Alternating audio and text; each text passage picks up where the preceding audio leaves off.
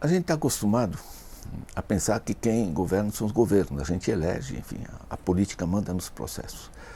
Esse processo mudou. Vejam bem, nós estamos caminhando passo a passo e vendo como está se reorganizando o sistema mundial e inclusive o sistema dos países, né? O que nós vamos pegar hoje é o oligopólio sistêmico, né? A organização de gigantes financeiros mundiais e como isso está transformando todo o sistema de governança.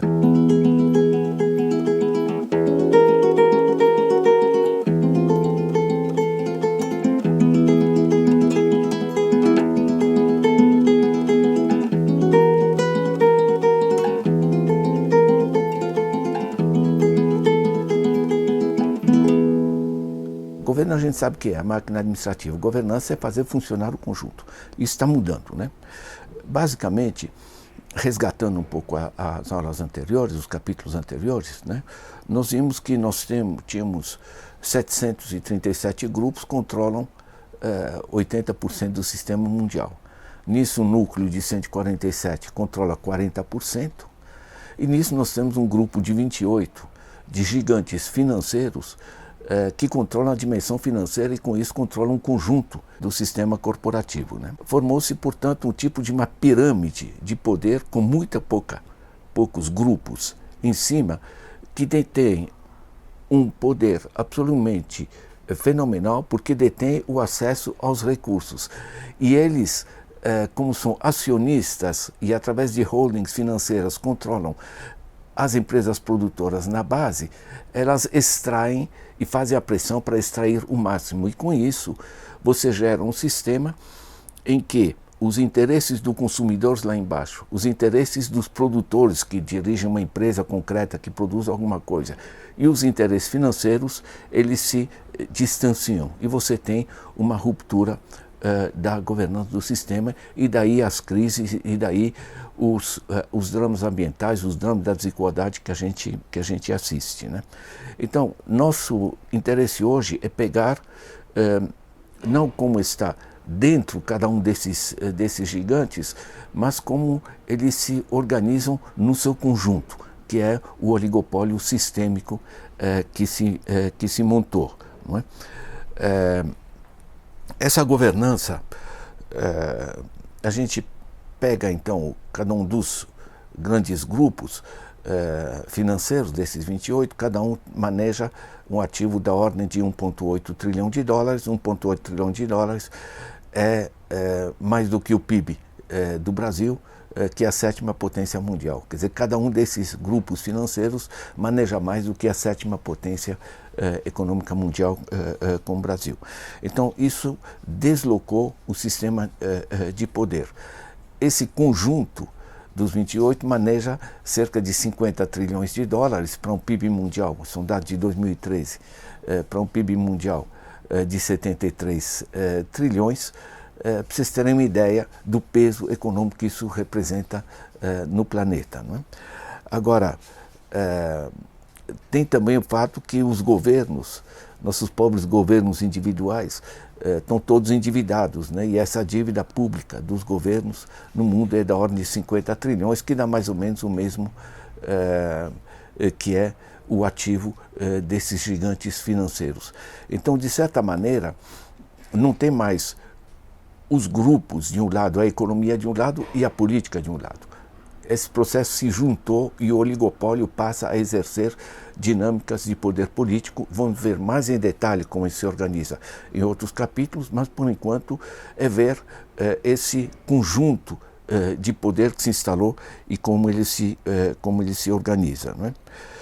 Basicamente, nós temos, e você vai encontrar esses dados no gráfico da página 79, né, dando os grandes, o endividamento e o tamanho dos grupos, e depois na página 80, né, você vai ter os dados numa tabela que é muito interessante, que é elaborada pelo François Morin, que é do Banco da França, não é um teórico, digamos, mas é basicamente alguém que está dentro do sistema financeiro, né?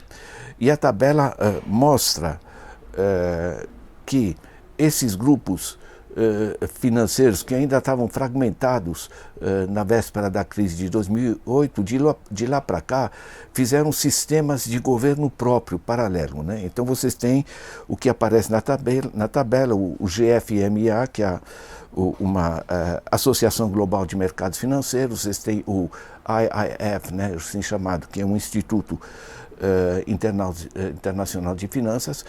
Esses grupos hoje, se vocês olharem na tabela, vocês vão ver que tem mais o SDA, a FME, o CLS, né? Na realidade, tem vários grupos de organização, e vocês olharem, por exemplo, na tabela, os 12 principais bancos, como Citigroup, Barclays, HSBC, Goldman Sachs, Société Générale, União des Banques Suisses, todos eles estão praticamente em todos esses grupos. Então, na realidade, há diversos subsistemas de governança, mas todos os grandes estão simultaneamente nos diversos grupos, com diversos eixos de poder e de organização e de pressão internacional.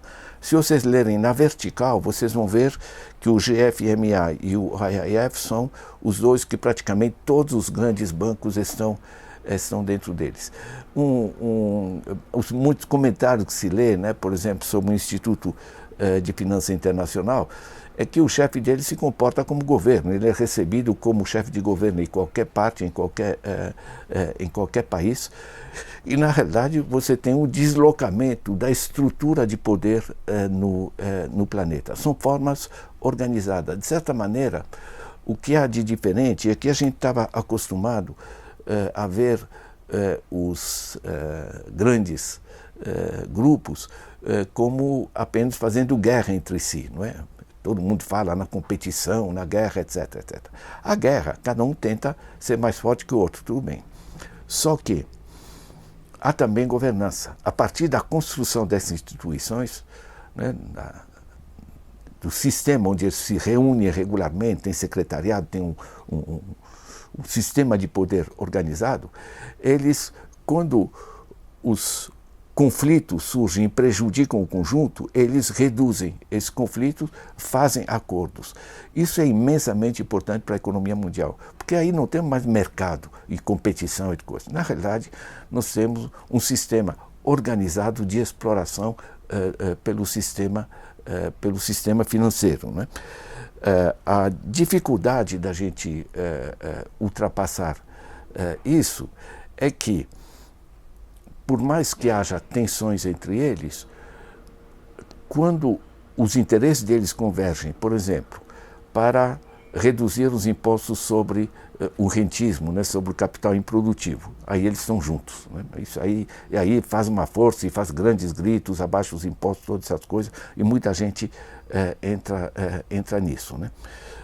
Então, você tem uma redução da capacidade de extrair os impostos deles. Se trata também de impedir que os governos tenham acesso aos seus dados, né? Gerar a opacidade. E se trata também, evidentemente, do problema dos paraísos fiscais, que será examinado na próxima aula. Quando você tem espaços de que, quando um governo tenta apertar um banco, um grande grupo financeiro, esse banco tem como migrar para um paraíso fiscal, você naturalmente perde capacidade de pressão sobre ele, não é?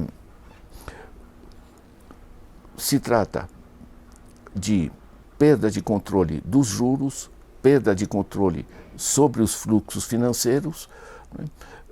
E quando se perde o controle dos fluxos financeiros, não é só um setor, a finança, que é afetado, porque as finanças são apenas um meio para financiar, por exemplo, políticas ambientais, políticas de saúde, políticas de educação, investimentos na área tecnológica ou coisa do gênero.